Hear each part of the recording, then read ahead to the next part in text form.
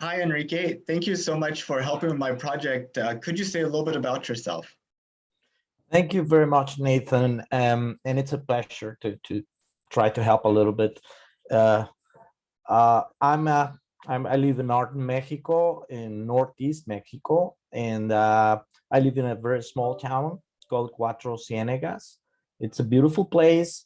We have really dark skies, but myself have been living away for a while. I lived in Mexico City for 21 years.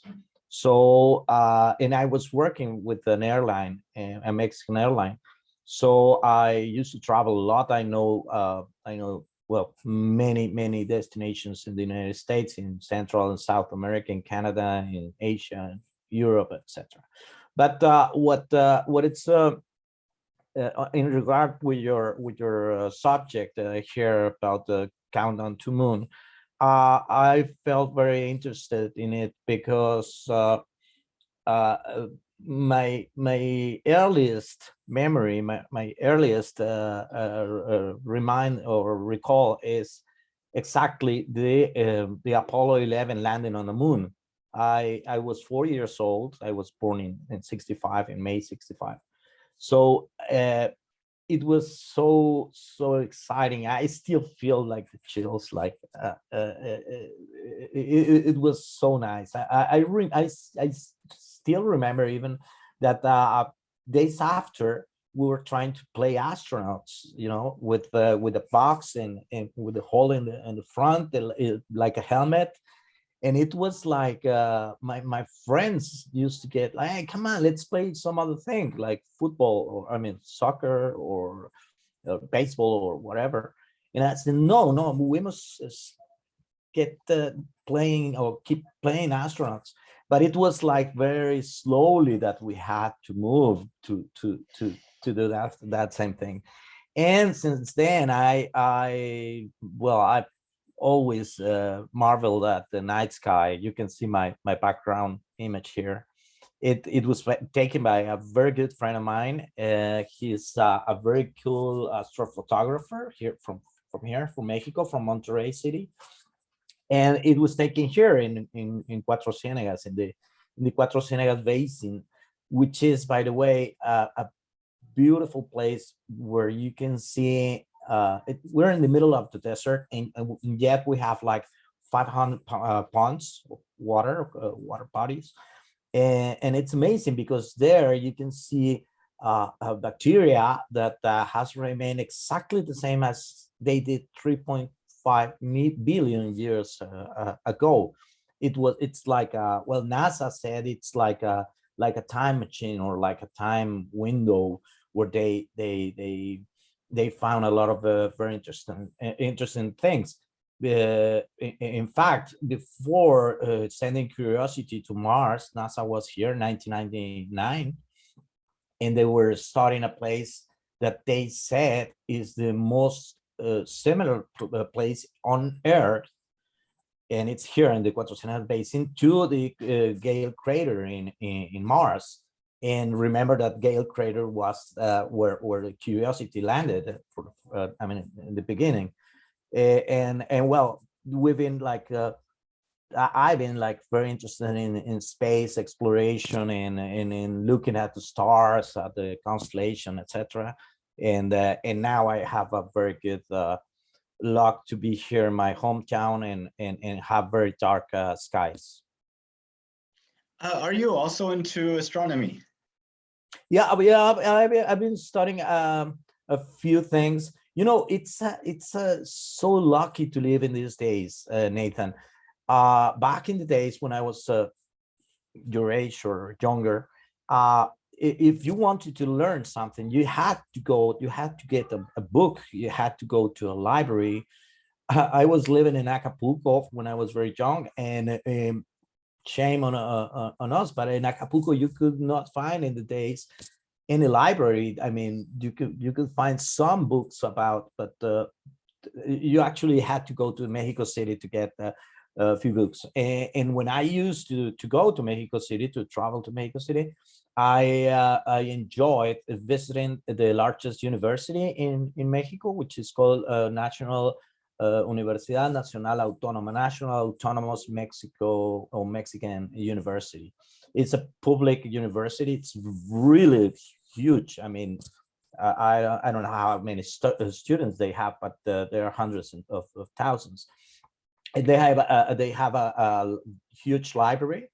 So that's where I used to go to learn or to something. I remember my dad died when I was 9, and yet he was like 40 years sick, ill, and yet he managed to get me a full bunch of books about airplanes and space crafts and that stuff. I really still have those books, but then I start to try to investigate some more.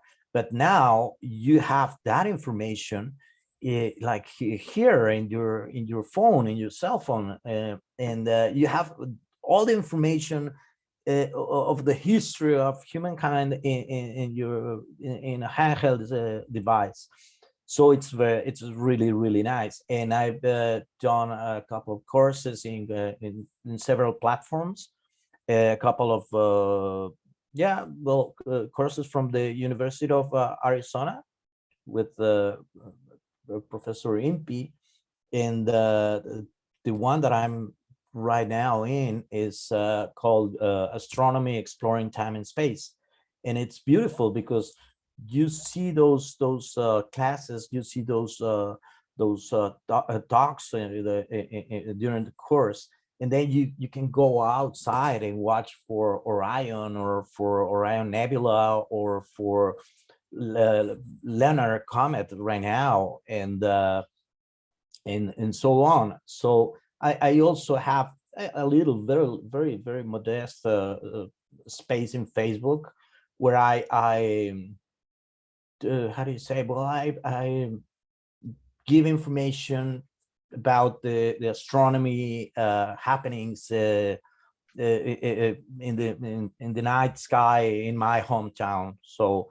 and I have a lot of followers, young kids and the boys and girls. The girls are the more interested in that. Very nice. I sometimes go to the main square in the Sundays, basically, and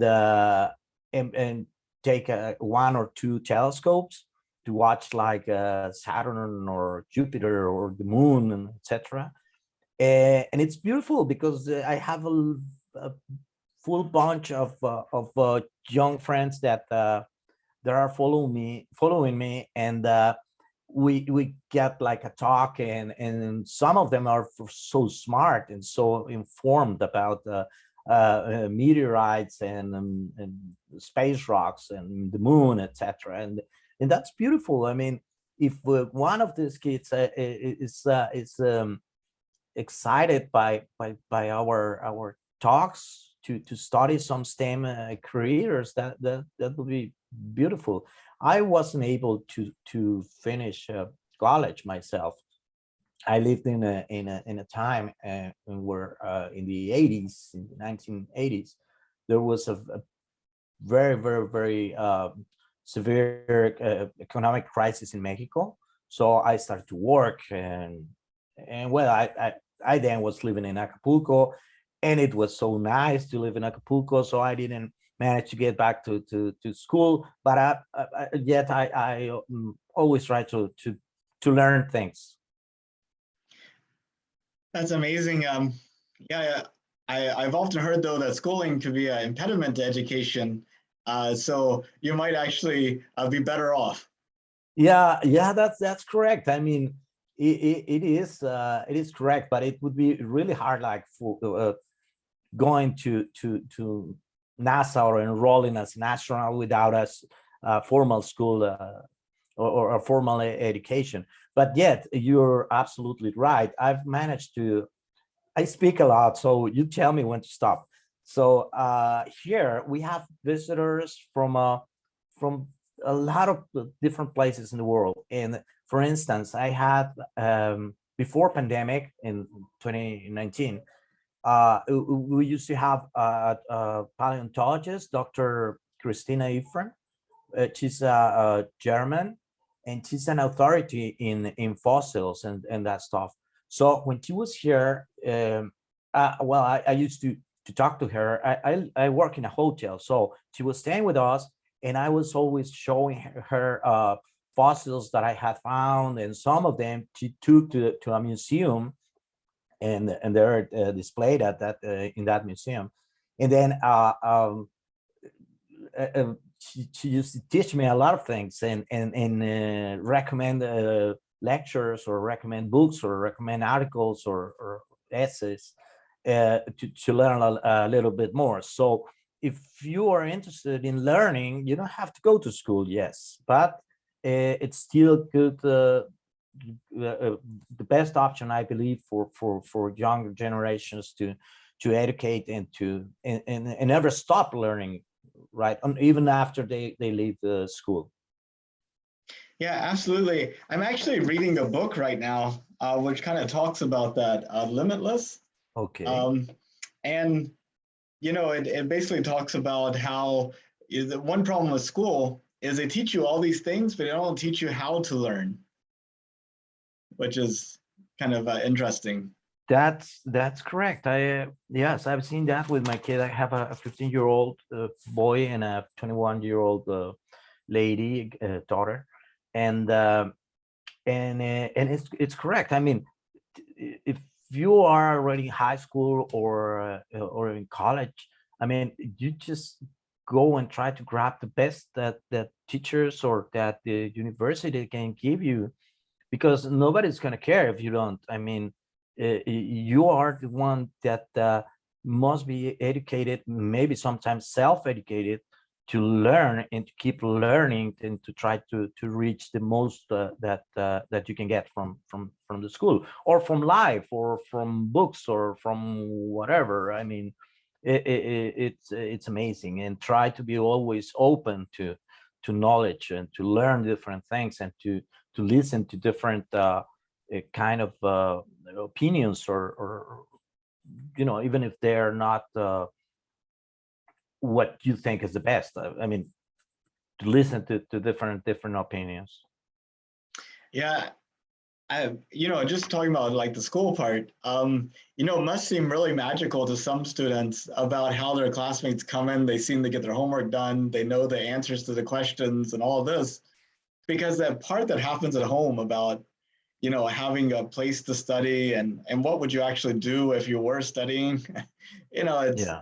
you never see the students do that. And so how could the students learn from each other than just being fortunate to have some siblings that already knew or something like that? Yeah, that's a good point, and that's correct. But yet, I think my work as a parent is to try to encourage the wish to learn things. For instance, my son, I told you he's 15 years old, and I do some astronomy talks in a beautiful place that is called Las Playitas. Las Playitas means, like, translates to little beach. Yeah, little beaches.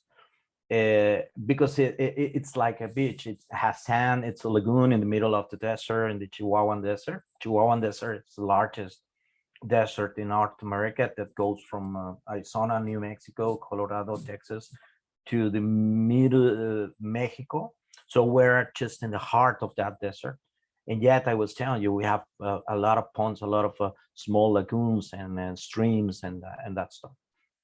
And in that place where that picture in the background is it was taken, uh, I do some astronomy talks, and it's not like observation.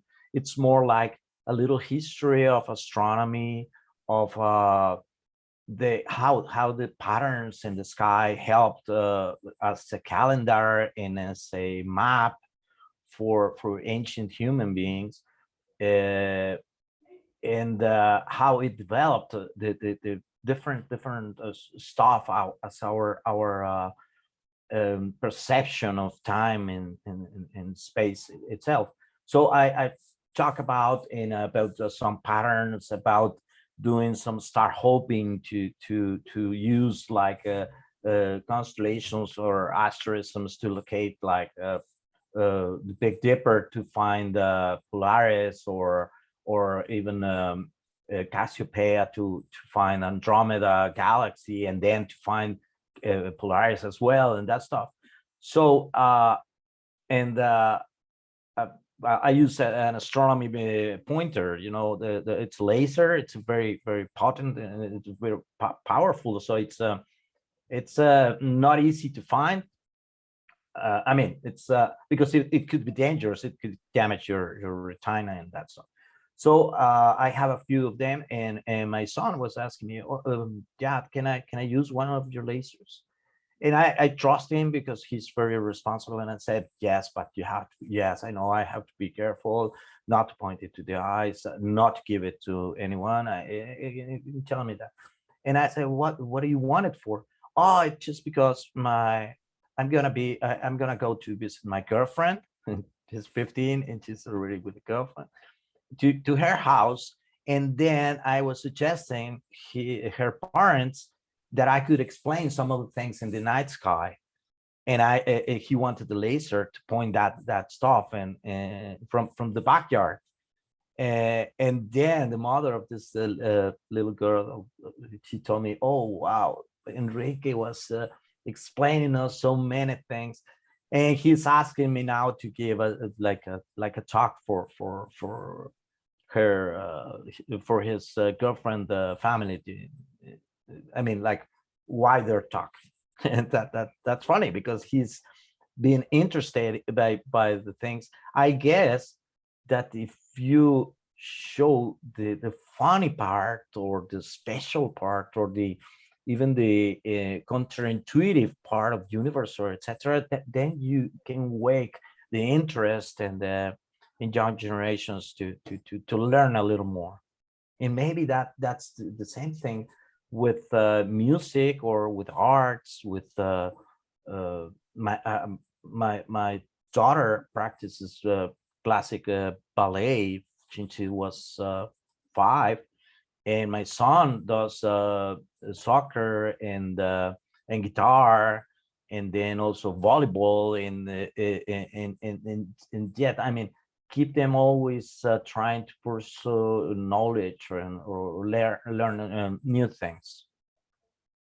That is awesome. It's so great to hear that how that story developed. You know, you like uh, taught your son something about the sky, and he wanted to show that knowledge, and it perked the interest. And I mean, that's how people get interested in things, is these one-on-one interactions. That's absolutely correct. I was lucky because my I mean I lost my father, as I was telling you, very very young, and my mother, she was a lovely mother, but yet she was not involved in all of that, in developing an interest or the wish to learn things or that stuff. But I was very lucky to have some teachers that really encouraged me to learn things, and I mean, I try to to do what several teachers helped me with, to do it myself with my kids, trying to tell them, to encourage them, to show them that learning is good. And now I can say like my daughter is like in orthography, she's very good in that. And she said, "Oh, Dad, I sometimes see the way that some boy writes," and I said, "No way, I mean I don't like that." It's funny. I mean it's funny that in a time where nobody cares how you write or you're doing emoji more than language, she's like old school, and she writes and she tries to express herself. Eh, eh, and I think it's good. So just taking a step back in your life, so 1969, whenever Neil and Buzz first landed on the moon, you were 4. You were excited, played astronauts with your friends. 3 years later, in 1972, you would have been 7. And this was the last year that humans actually stepped foot on the moon. Gene Cernan, yes. Well, Cernan and Young. I don't remember, but I remember Cernan. Yeah, the other one was the senator that became a senator, a geologist. Young, no? I'll tell you.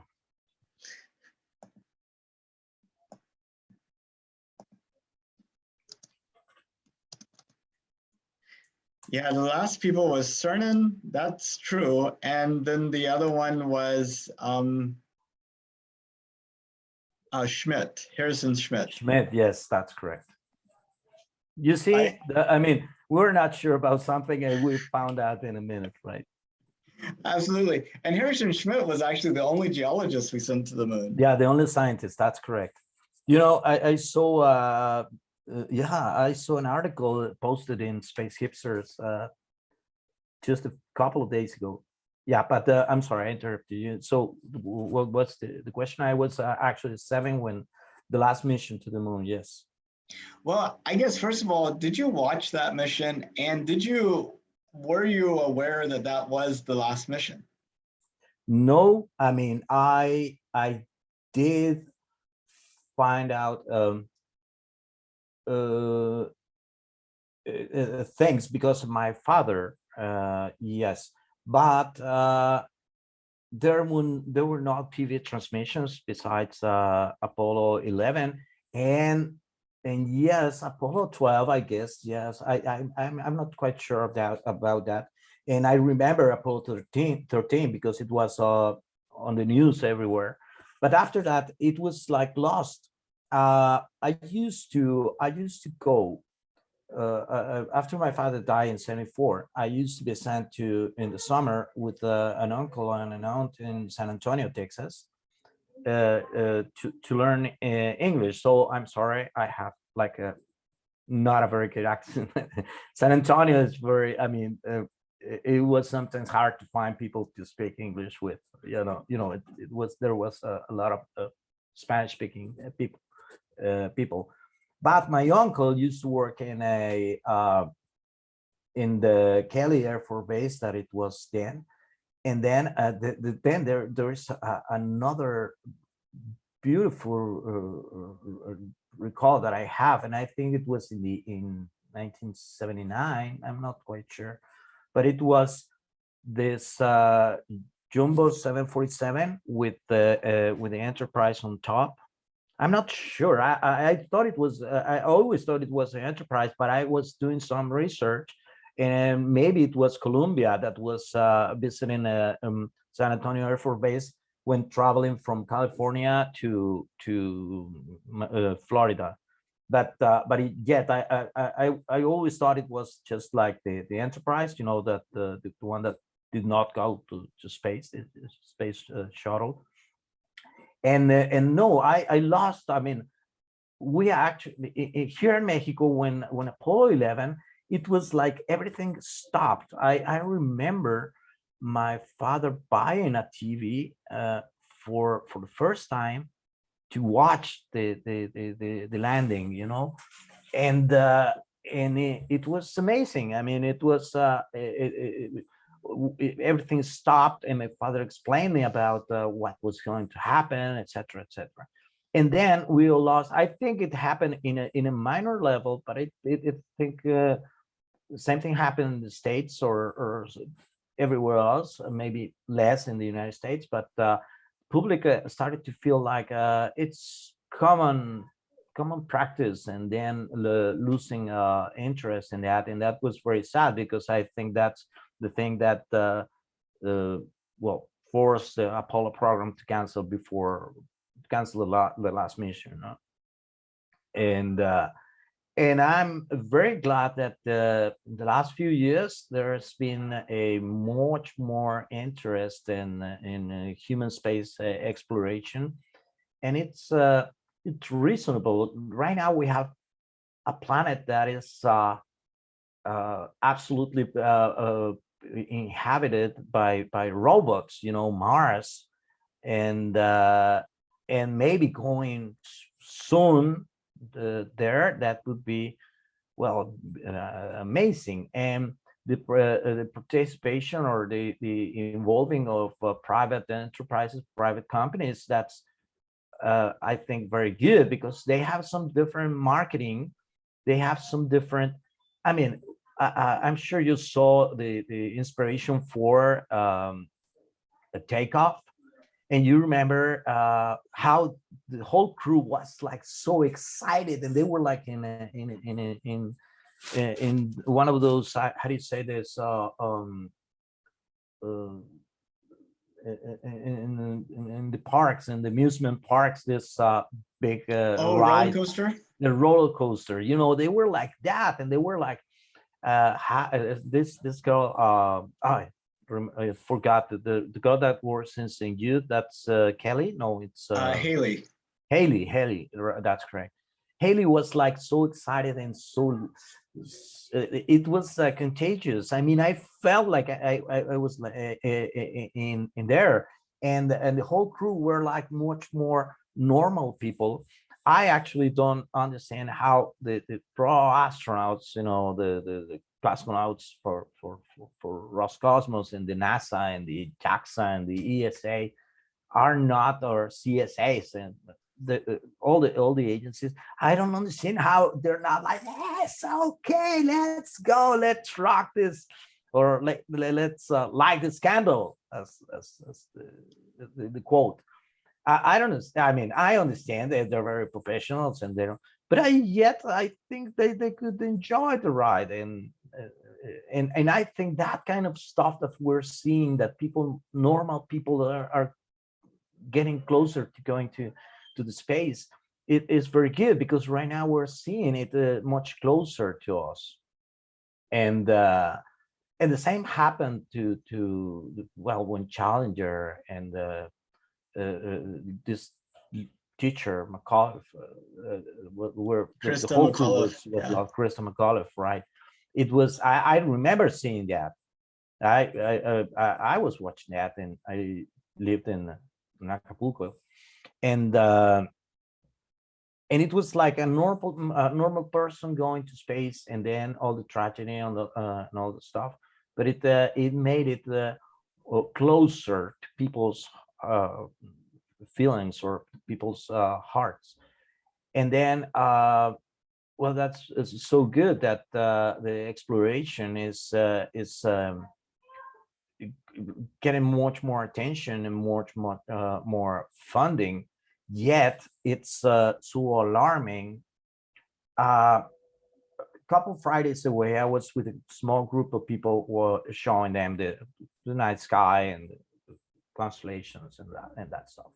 And then I saw something, and I said, "Look!" And I was pointing with the laser. That's a satellite, because they were asking, how many UFOs have you seen? Oh, many, plenty of them. I mean, look, there's one. And I said, and I was pointing it, and it was like, wow, this is, well, it's a satellite, but I don't know what satellite it is. So I think it could be into the category of UFO, because I don't, it's unidentified. And they were like, hey, come on, don't mess with us. And I said, well, that's all the UFOs I've seen, things that I don't know what exactly satellite is or whatever. And when I was telling the speed of that thing traveling around, and then we managed to saw the ISS passing by, and I was like, I get very thrilled about it. And I said, like, there were 7 astronauts on board in that day, and that there's 7 people in there, and it's something that it's built by the man, and it's as large, as extended as a football field, and it's traveling so fast, and and they were like, wow. And they were then everybody was like, hey, there's another satellite there, hey, another one there. And I said, you see, that's not funny. I mean, it's so good that we have the technology and that stuff, but we're getting the same thing that we are doing to Earth, feeling it with trash. We're doing that with space, and that's alarming. When we were like we had seen like a 12 or 15 or some satellites. It was like oh, come on, and how do they do like astronomy, serious astronomy scientists, etc. And it was like I don't know if you remember that the scientists thought they had seen a new nova like a couple of months ago, and it happened to be a cosmos part of a rocket, a Russian rocket. It was like one day they said, well, we think we found a new nova, and next day, oh no, it was a rocket. It was like come on, I mean, what are we doing with the trash up there? And I don't know if you've seen one of those Starlink trains. I haven't seen one in person, but I've seen videos of That's them. amazing. Yeah, that's amazing. I myself, I was like for 2 years, I was looking like, oh, searching for all those tracking, Starlink tracking web pages and that stuff, and I hadn't been able. And no, I just said, oh, come on, not anymore. But in that day, it was in May, I guess, and I woke up in the morning at 6 o'clock or something like that. It was the launch of the rocket of the Falcon, and then it was very nice. And it was a Friday, and I had some people going to that place, to Las Playitas, to that lagoon, in the shore, and I was like, it was almost like 20 minutes, 30 minutes after sunset, and I started to see a group of yellow light. It was very, very close to the horizon. And I said, come on, turn around and see that. Because I saw the launching in that morning. And I said, look at that. I mean, look at that, because you're not going to see that again. It's going to be really, really hard. And there was this guy that he goes and gives some talks, and I'm always trying for him to learn. He's very good at learning, but yet he was like so nervous, and he thought I was talking about UFOs. I mean, little green things or little aliens. And I said, just don't ask me what it is. I will tell you, but just turn around and watch, because I wanted to grab the telephone and call my son. And I said, Enrique, Quique, I call him.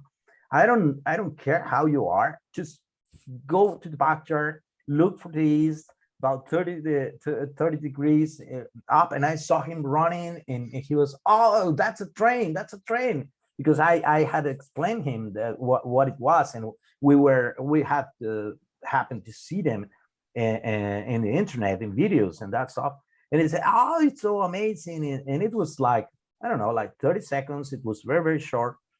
And then I said, okay, I'm working, bye-bye. I'm so good that you saw it. And then this other guy was like, what are they? Are they really, really Martians or whatever? And I said, no. And I started explaining. But it was very, very short. And then my daughter was here also. Next day he arrived. She lives in Mexico City.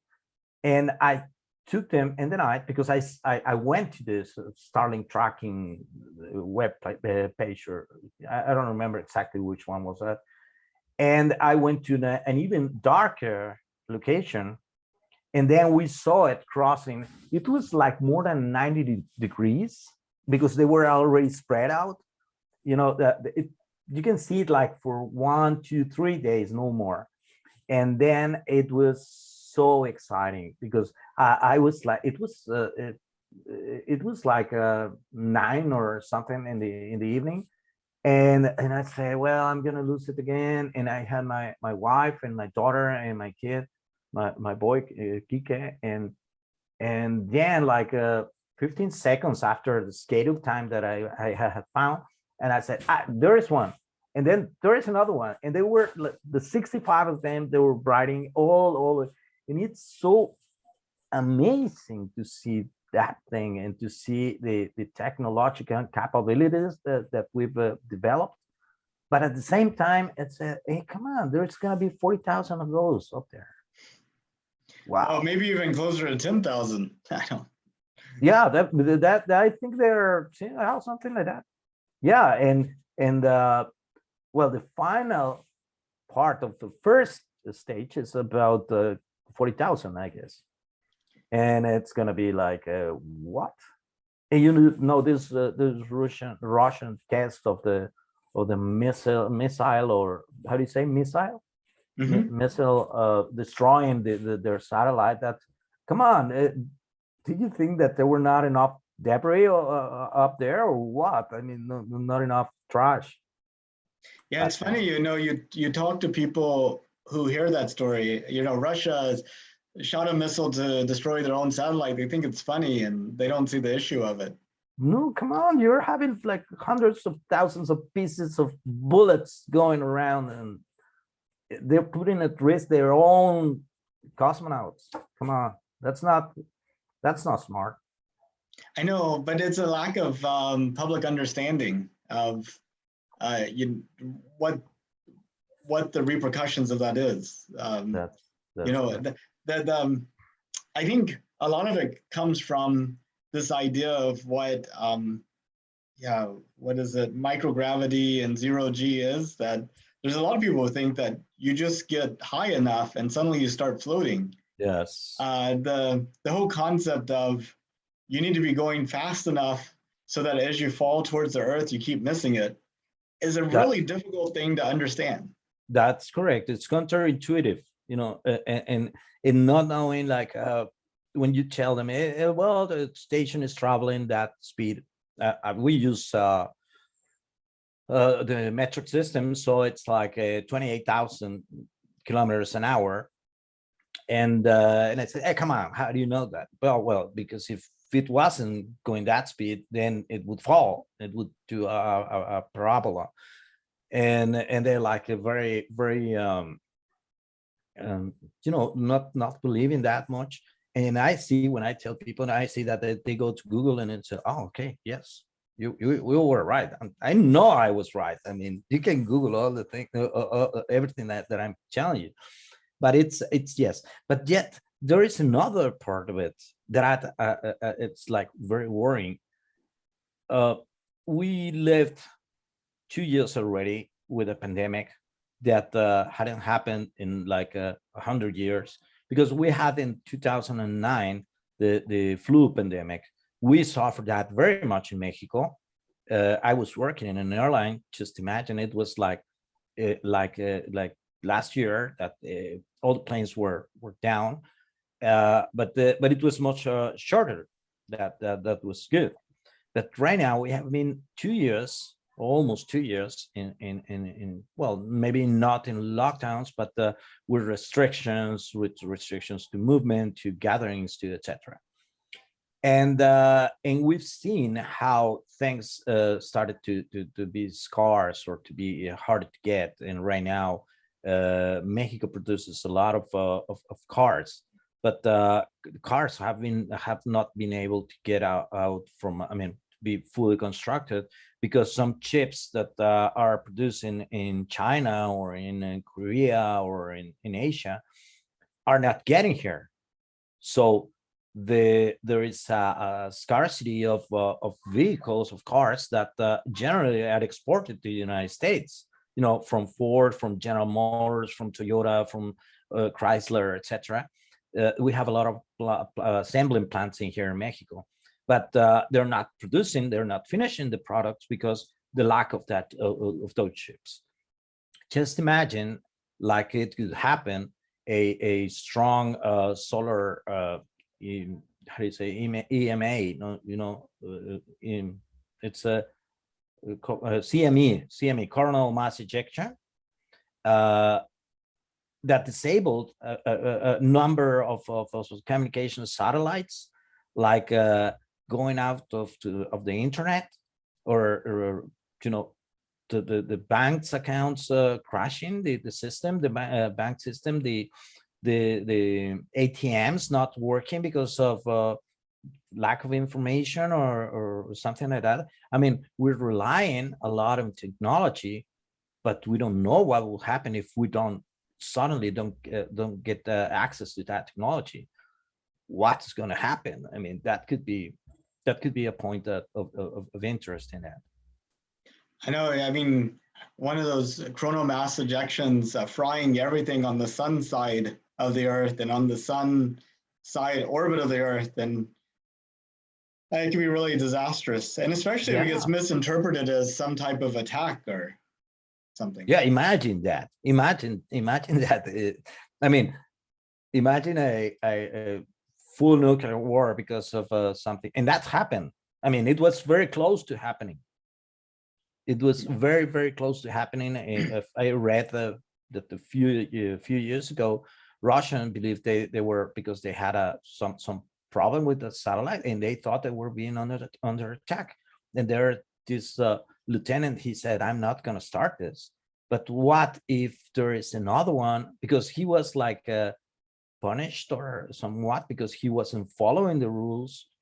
And imagine, like, there's a guy that follows the rules in either side. I mean, we have many participants right now, and it's like it ends up being part of humankind, all of us. I mean, I don't know if you're familiar with this quoting from Sagan about the pale blue dot, about being the same part of a single pixel, and yet fighting each other. And that's a beautiful quote. I always think of it. And uh, and sometimes, I mean, what what what what's going to happen? I mean, it's so crazy that that technology can be so uh, problem solving as problem causing. I mean, I don't know, Yeah, but it's kind of funny, scale matters.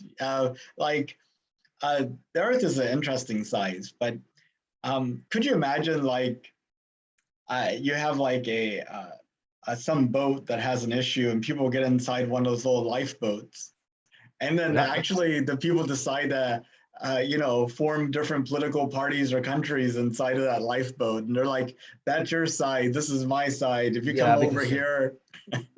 yeah, and I don't think it's just, yeah, it's very it's an analogy that people would think, no, that couldn't happen.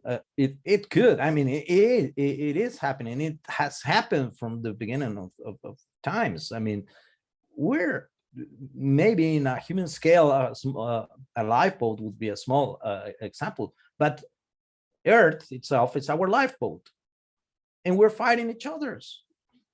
And I remember Neil saying that I couldn't see with my thumb. I could cover the whole Earth, and I didn't feel great. I felt very humble and very small, and I could not see boundaries, political boundaries in there. So I think that's mostly enriching um, experience. One thing I also remember, like Neil has always been my hero, and especially even after that I read things about him, and I saw pictures of him, like he was the first astronaut, and then there is a picture of all the men, an antique picture that I saw of all the men that have stepped on the moon, and maybe it was taken in the 80s or something, and Neil was in the last row. Boss was, of course, was in the front row, and he's also been, I mean, he had to struggle with a lot of problems, and that's often, and I admire how he came up again. I mean, but Neil has always been my hero, but with a special mention and with a special sympathy for Mike, for being the man that was orbiting, but being also a tremendous and important part of the mission, and for being in some point of the travel, the loneliest person in the world, the most loneliest person ever, in a point when he was orbiting the far side. And yeah, they were all like well, my heroes. How do you get involved in this I mean, how do you get to like it? You're from the States, right? I am. So I mean, growing up, I used to come to Houston to visit my dad, and he used to take me to the Johnson Space Center. Mm, And back then, it was an open campus. You could just drive onto the campus, walk between all the buildings. You would eat at the same cafeteria that the astronauts ate at and that the people working at NASA ate at. They had exhibits throughout the facility, like in different yes. buildings. But I never kind of like an afterthought. They're like, we really should put this Natural thing. someplace so that people could see it. Now they've completely closed off the campus, put everything in like a visitor center right Visitor. next Yeah. to it. Yeah. Yeah, So I know Kennedy and I know Johnson. yeah, but back then it really felt really real. You felt like you're really like seeing it up front. I used to go and copy down all the different exhibits and everything, and I That's went there cool. like maybe a dozen times, and always wanted to go back. Um, so I was really always interested in two things: space exploration and computers. So that was the other thing that I really liked. And then when I was graduating from high school, the internet was just taking off. Mozilla had just our Netscape had just gone public. And anybody who knew anything about computers could get a job. Like it was really an unreal time. Then I, got married, had children, and once you have one job in a field, that's where your next job is, next job is, next job is, and then, you find yourself kind of uh, along that path. But Yeah, even if you weren't looking for it. even if you weren't looking for it, yeah, because you know you you just keep growing in the same career that you had. But now that SpaceX is doing what they're doing, and we're going back to the moon, and just really excited about. I mean, I feel like the 2020s are what the people who lived in the 1960s thought the 1970s would be. That's correct. Yes. So, Yes, I believe so. And this is getting so exciting. Yes. I mean, we really might have people living on Mars in the next few Maybe, decades. yeah, and yeah, a couple, maybe 3 decades. Yeah, living, yes, yeah, like a station. Yes, I believe so. I Um, believe so, but yet, in one of the things that I take from Sagan when I do my like little talks is there is no way that we're gonna move. I mean, as a species, to other place. There is no. And I mentioned the analogy. I mean, we have to take care of our world, and I do an analogy of if we find a planet and a habitable planet with humans living on it, one light year away, and we use our most powerful rocket, providing that there is enough fuel to go to travel one light year. How long would you think it would take? And I tell them, well, you go and buy some beer and buy some steaks to do a barbecue and that stuff, and how much do you think it would take? And it was like, no, I don't know, what, like 50 years, it's 18,000 years. So we're not moving. I mean, with the technology that we have and the physics that we know, there is no way that in the near future we will be able to do that. So I think technology can be used to solve our problems, especially if the problems with in regard with trash, with food, feeding the whole humanity and that stuff, with pandemics, with virus, with that stuff. But yeah, I can rely on what you were saying about going to Houston and to that, because when I first saw Kennedy, and I think there was a replica of, I don't know if it was real for Saturn V, it was like, oh, come on. And when I saw this mobile platform, there was no a shuttle in that time, but this huge mobile platform that moves, that just move the the shuttle, and it was like huge. And I said, wow, I was like feeling, I don't know if it's like a very religious Catholic person would feel in in Saint in the same places in Jerusalem or something like that. I just felt that way. It was amazing. Yeah, it is. Oh, well, what are the biggest things that excite you about us going back to the moon? What are the most exciting things? Well, I think that that would be such an amazing rehearsal for going farther, because all these I forgot how do you call the how do they call this SpaceX, like um uh orbiting probe that will be used to land on the moon with the Starship. That they're going to be like an SLS traveling and then docking with that, and then the other part would be used, the Starship will be used to land on the moon and that stuff. And because that would be like like the second small step, to mention some way, but it would be like I think it would be a steady march toward exploration, in not only in humans, I mean, not only with persons, but also with probes. I think that that's the way the human exploration of the space will be. I mean, it is already, of course, with Voyagers and with the solar probes and other stuff. But I think that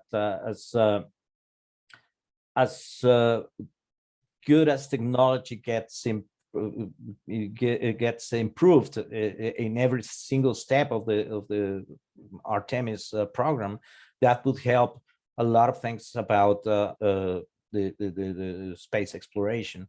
So I think I'm not quite sure if it really excites me to do mining or drilling on the moon. I'm not convinced that it's one thing that I like.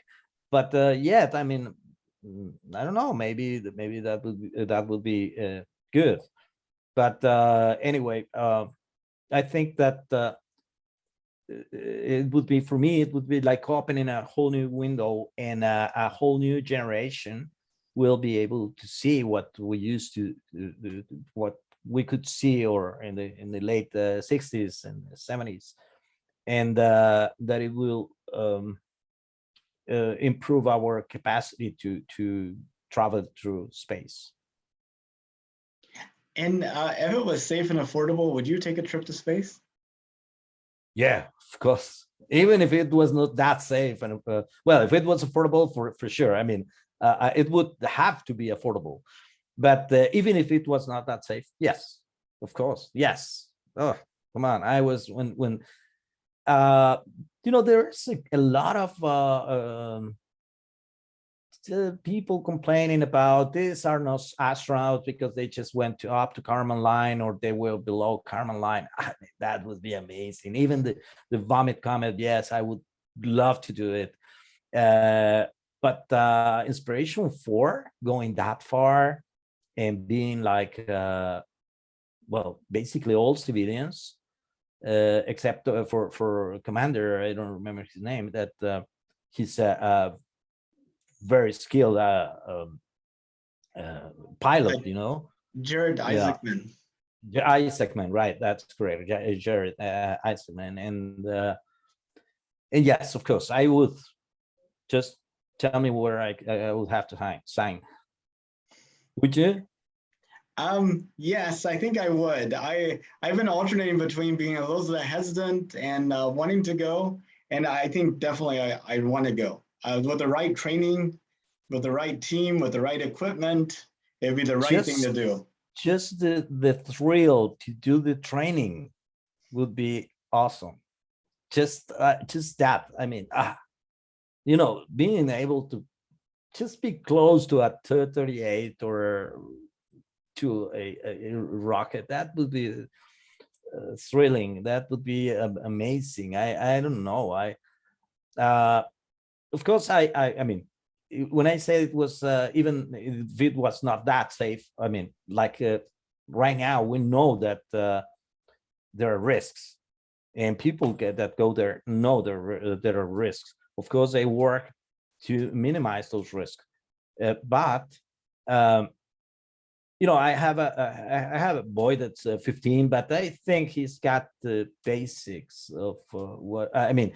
Even if I was not around, I was really afraid to leave this world before my son was a little. I mean, to him to happen the same thing that I suffered. But right now I think he would. I mean, losing me wouldn't be that much of an impact, and maybe that's a selfish thing that I'm feeling. But yes, I would take it. I mean, of course I will. Well, I really appreciate your time. Is there anything else you would like to add or ask me?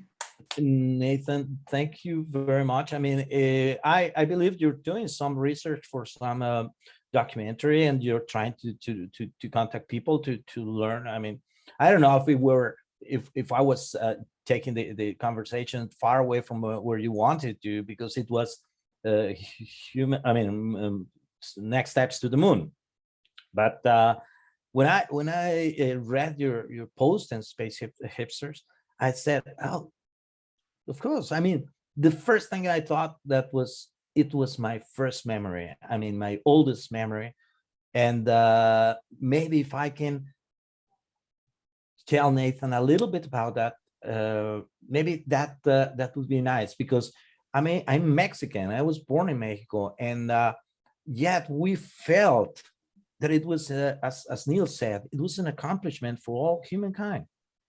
And we were proud to be neighbors with the United States, and it was really amazing that that was being accomplished by the human being, and and it was so interesting. It was like Cronkite, I think, was the guy that was doing the anchor that was doing the speech or narrating the stuff. And here we had Jacobo was the name, Jacobo Zabludowski, that I met him many years later. He was like an anchorman, also a news anchorman, and he was very fluent in very. He had a lot of conversation, and he is the one that was narrating, that was speaking in Spanish or translating to Spanish, and he was there up in Cape Canaveral.